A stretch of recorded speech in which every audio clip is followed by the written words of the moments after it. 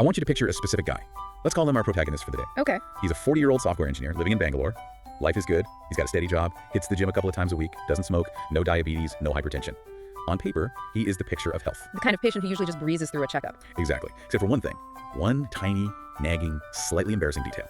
For the last 2 years, his right ear has been leaking. Leaking? Yeah, not a flood, mind you. Just a Yeah. little bit of fluid now and then. And for the last year, the hearing on that side has felt a bit stuffed up. The classic nuisance symptom. It's so easy to brush off. Right, you'd probably think, oh, it's just a stubborn swimmer's ear, or maybe I cleaned it too hard with a Q-tip, Yeah. grab some drops from the pharmacy, maybe ignore it.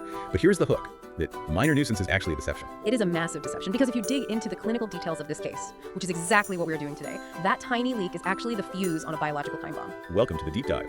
Today we are unpacking a medical case study that reveals the terrifyingly deceptive nature of a condition formerly known as adicoantral chronic suppurative otitis media. Which is a mouthful, even for doctors. It is. Most of the time they just call it the squamous type.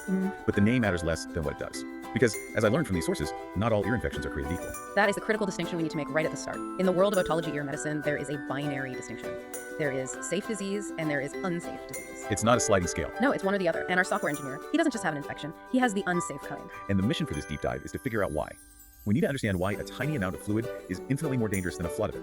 We need to figure out how a simple sack of skin can technically eat through your skull. And we're going to look at why the solution involves, well, permanent structural changes to your head. It sounds dramatic. But it's just anatomy. We are basing this discussion on a very detailed clinical case presentation from an ENT resident. It's a transcript that breaks down the patient's history, the physical signs, and the surgical management in granular detail. So let's put on our detective hats. We have this guy, healthy otherwise, with a leaky ear.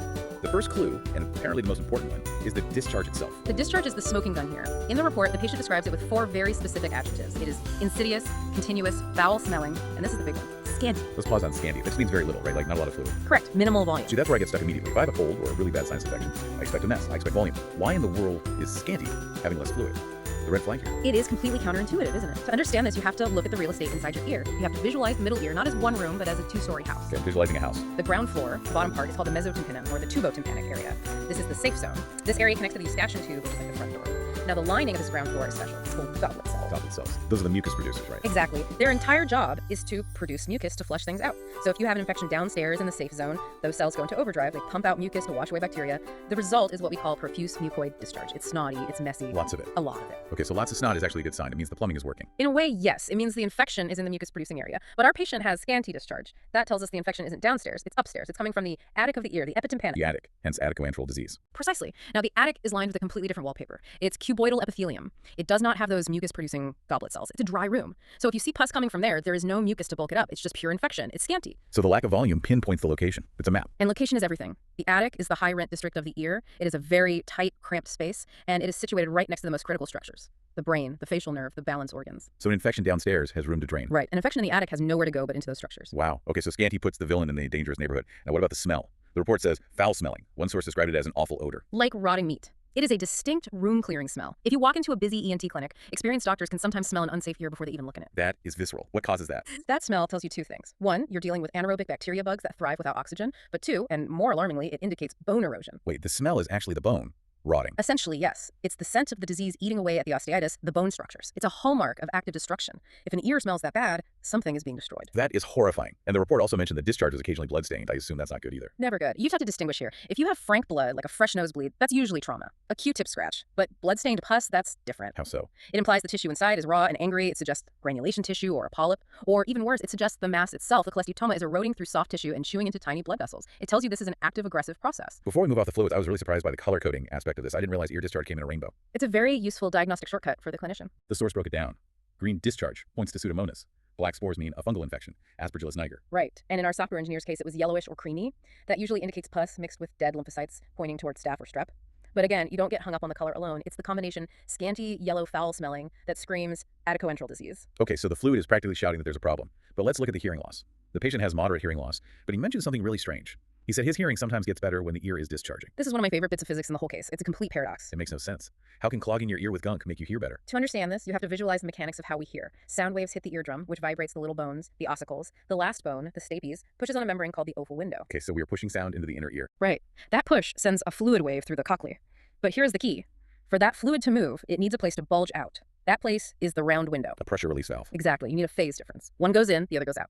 Now, if you have a big hole in your eardrum, which this patient likely does, sound hits both windows at the same time. Ah, I see. The sound pressure hits the oval and the round simultaneously. Correct. They cancel each other out. Phase cancellation. The fluid doesn't move because it's being pushed from both ends. You get hearing loss. Okay, so where does the pus come in? The round window baffling effect. Sometimes that thick, scanty discharge coats the niche where the round window sits. It acts like a shield. It blocks the sound from hitting the round window directly. It artificially recreates the seal. Yes. Paradoxically, the gunk clogging the ear is acting as a mechanic, restoring the phase difference. It shields the round window so the oval window can do its job. So the patient thinks, oh, when it's leaking, I can hear my phone calls better. That is wild. The infection is providing a shielding effect that the eardrum used to provide. There's an even more extreme version of this called the cholesteatoma hearer. The cholesteatoma here. That sounds like a comic book villain. It's a rare, tragic scenario. Sometimes the disease destroys the ossicles, the little bones. It eats the connection.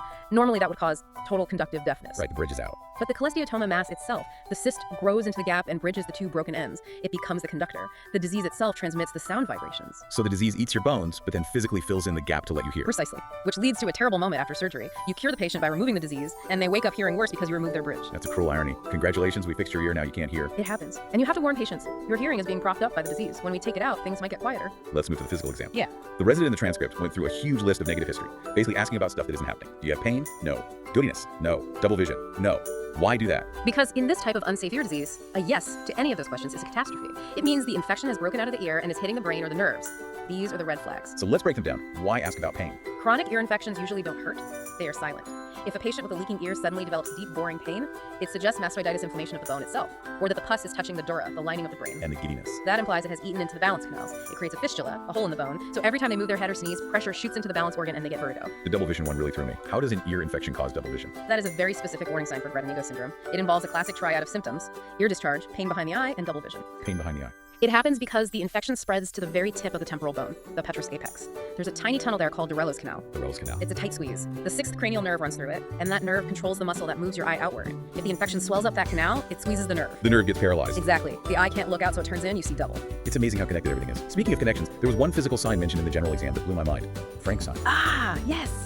The diagonal crease. The source mentioned checking the patient's earlobe. If there is a diagonal crease running backwards from the tragus, it's called Frank's sign, and it's a marker for heart disease. It is. It sounds like palm reading, doesn't it? Let me read your earlobe, but it's a statistically significant correlation. No.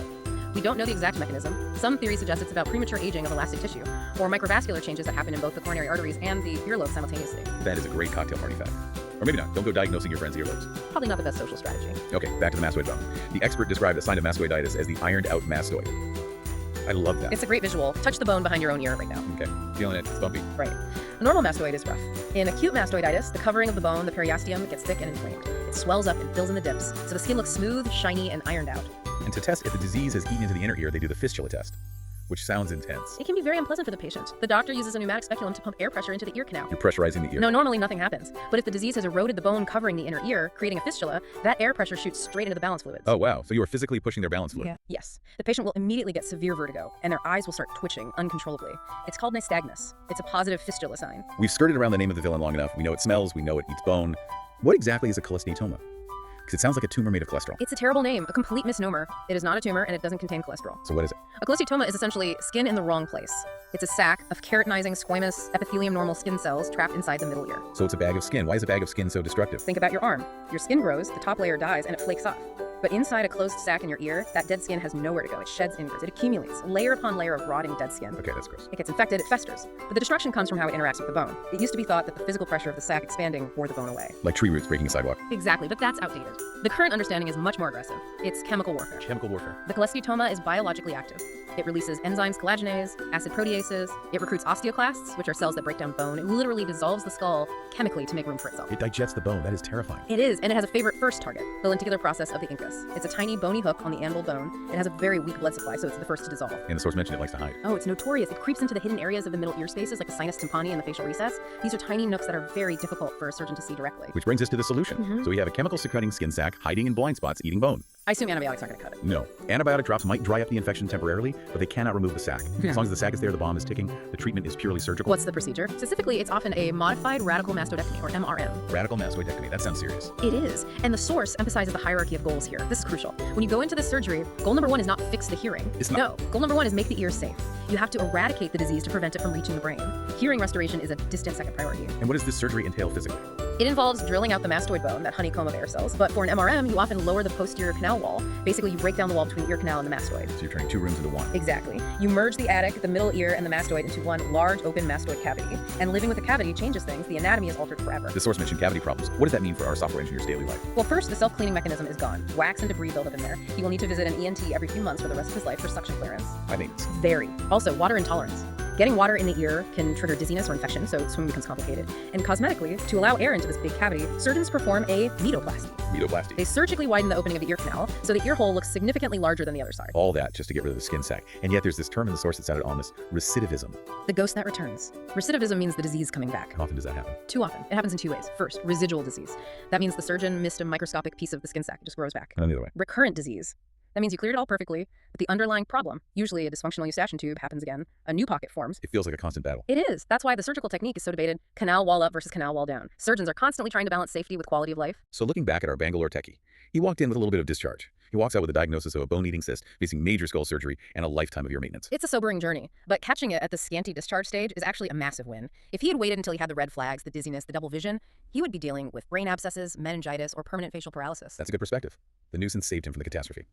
Before we wrap up, there was one golden rule the expert in the transcript kept repeating: examine the normal ear first. Yes. It seems so basic. Why is that such a strictly enforced rule? 3 reasons. 1, it gives you a baseline. 2, hygiene, so you don't transfer infection. And 3, Psychology. psychology, trust. If you jam a speculum into the painful, infected ear first, you hurt the patient, they tense up. If you start with the good ear, you show them you're gentle, you build rapport. That is practical wisdom. Treat the person, not just the pathology. Okay, let's unpack this. What does this all mean for us? It means we shouldn't ignore the quiet symptoms. Pain screams, but discharge just whispers. In this case, the whisper was the more dangerous sign.